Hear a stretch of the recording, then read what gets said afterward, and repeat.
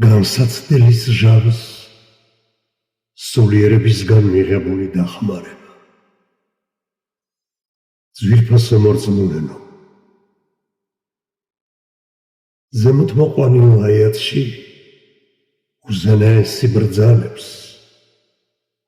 ეი თქვენ, რომელთაც ირწმუნეთ, ეძიეთ შველა მოთმინებასა და ლოცვაში. უეჭველად, ალაჰი მომთმენებთან ერთადაა. ბაყარა 2:153. ერთ-ერთ ჰადისში შუამავალი ასე ბრძანებს. ვისაც სურს, რომ განსაცდელი ჟამს მისი ვედრება მიღებულ იქნას, დალხინების ჟამს ბევრი ვედრება აღავლინო. ძვირფასო მორწმუნენო, ცხოვრების მანძილზე ბევრჯერ შევხვდებით განსაცდელს, როგორიც არ უნდა იყოს მოვლენილი განსაცდელი, რაოდენ მძიმეც არ უნდა იყოს მისი გაძლება, რა შედეგითაც არ უნდა დასრულდეს, ის მაინც ჩვენი ამ ქვეყნიური გამოცდის ნაწილია. ის დროს, რასაც ჩვენ სიცოცხლეს ვეძახით, ამ ქვეყნიური გამოცდისათვის მოცემული პერიოდი ქვია. აქ მნიშვნელოვანია ის დრო, რწმენითა და კეთილი საქმეებით გავატაროთ. თავს დამტყდარ განსაცდელს კი სწორი რეაქციით უნდა შევხვდეთ. წმინდა აიათის მიხედვით გამჩენი ასე ბრძანებს. და უეჭველად, ჩვენ გცდით თქვენ ცოტა შიშითა და შიმშილით, ქონების სულთა და ნაყოფთა ნაკლებობით და შენ ახარე მომთმენი. ძვირფასო მორწმუნენო, როგორც დალხინებისას, ისე განსაცდელის ჟამსაც ღვთისადმი სიყვარული უნდა გავაძლიეროთ და მისდამი უსაზღვრო ნდობა გამოვავლინოთ. რთული გამოცდის წინაშე მყოფებმა ჩვენი უპირველესი მოვალეობა არ უნდა დავივიწყოთ. ჩვენი მოვალეობა რწმენა და ღვთისადმი მინდობაა. განსაცდელის საწინააღმდეგოდ ყოველგვარი პრევენციული მოქმედებები უნდა ვცადოთ. თადარიგი და სიფრთხილე გამოვიჩინოთ. შედეგს კი ღვთისაგან უნდა დაველოდოთ. მოვლენებს გონიერებით უნდა მიუდგეთ.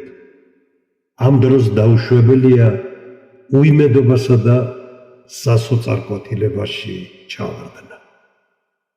ძვირფასო მორწმუნენო, მუსლიმი თავისი გონიერებით მოვლენების მიზეზებს განჭვრეტს.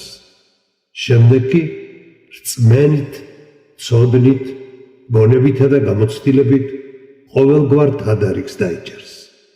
საბოლოოდ კი შედეგს ღვთისაგან დაელოდება. მორწმუნე ღვთიური ნების უპირობო მორჩილია. ის განსაცდელს არა პროტესტითა და ამბოხებით, არამედ ღვთისადმი მინდობით და მოთმინებით ხვდება.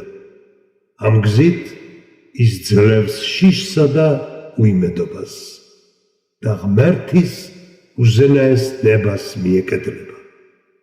მორწმუნე მიცის, რომ ყველაზე საიმედო თავშესაფარი თავად ღმერთია. ის ღვთისადმი რწმენას და იმედს ერთი წამითაც არ დაკარგავს. სწორედ ეს რწმენა და იმედი აძლიერებს მორწმუნეს. ძვირფასო მორწმუნენო, ჰადისის მიხედვით ძვირფასი შუამავალი ასე ბრძანებს. სასიამოვნოა მორწმუნის მდგომარეობა. ყოველი მდგომარეობა მისთვის სასარგებლოა. ეს მხოლოდ მორწმუნეთა ხვედრია. თუ მას რაიმე სასიხარულო შეემთხვევა, მადლიერებას გამოხატავს და მისთვის ეს სასარგებლოა. და თუ რაიმე განსაცდელი შეხვდება, მოითმენს და ესეც მისთვის სასარგებლოა. ამრიგად არ უნდა დაგვავიწყდეს, რომ მორწმუნე ადამიანს ღვთისადმი მინდობით, იმედით, მონდომებითა და ურთიერთდახმარებით ყოველგვარი განსაცდელის დაძლევა შეუძლია. ჩვენს ირგვლივ განხორციელებული ყოველი მოვლენა ცხოვრების მაგალითად უნდა ვაქციოთ. ყოველი ნაბიჯი პასუხისმგებლობის გააზრებით უნდა გადავდგათ. ასევე მნიშვნელოვანია ვიყოთ თვითკრიტიკულები. ვალდებულებები პირნათლად უნდა შევასრულოთ. ამ ქვეყნიური ცხოვრება გამოცდაა და ეს გამოცდა უნდა გავიაროთ. ამ გამოცდას რომ გავუძლოთ, ღვთისმსახურებით, ვედრებით, ფიქრითა და ღვთიური ნების მიმართ უპირობო მინდობით უნდა ვიცხოვროთ.